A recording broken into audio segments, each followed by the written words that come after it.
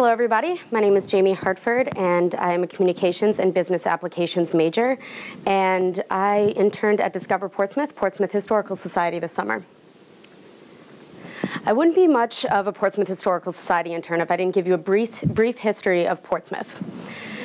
Portsmouth was founded in 1623, and if we take a giant leap forward due to time, Portsmouth in 1912 was the Industrial Revolution was completely missed due to fires and war. So basically, economically, Portsmouth was struggling greatly.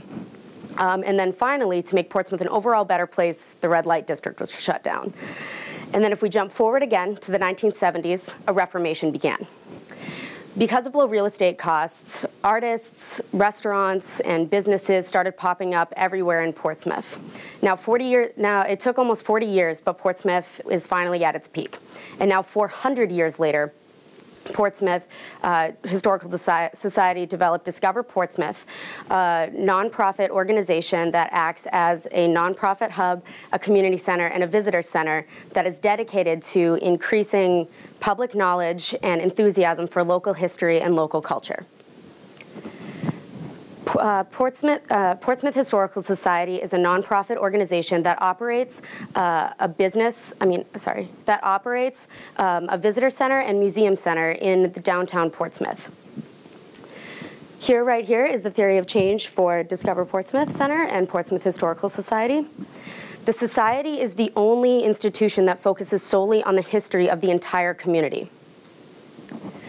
So basically, the Portsmouth Historical Society, the collective arts impact on Portsmouth itself is $41 million.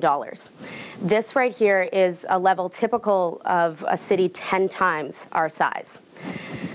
Because of this, in response to this figure, 52 local businesses supported us in 2012 in the forms of credit programs, corporate sponsorships, and in-kind donations. We are dedicated to maintaining this revenue and also to promoting the culture and history of Portsmouth and keeping the cultural revival alive.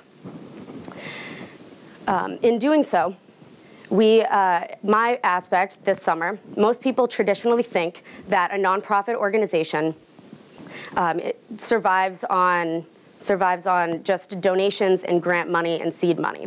Well, this summer, I helped to implement a sustainable revenue stream with Portsmouth Historical Society's Discover Portsmouth Center museum shop at the core of it.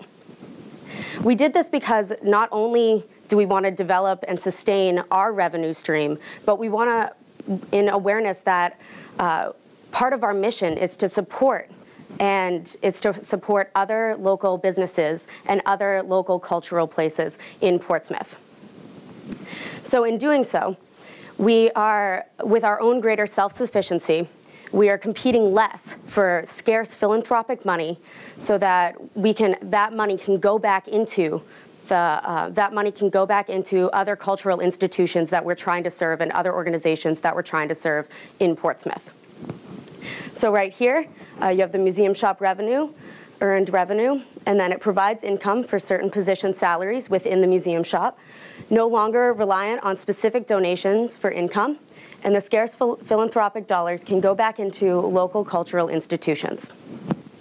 I learned so much this summer about how to operate a nonprofit organization and about the unparalleled wealth that Portsmouth has to offer in culture, history, and the arts. I loved how every single day I got to use not only my business knowledge, but my communications knowledge in accomplishing all my projects every single day. And I would just like to extend a thanks to Mary Ellen Burke, the Executive Director of Discover Portsmouth, and the Program Director, Laura Calhoun.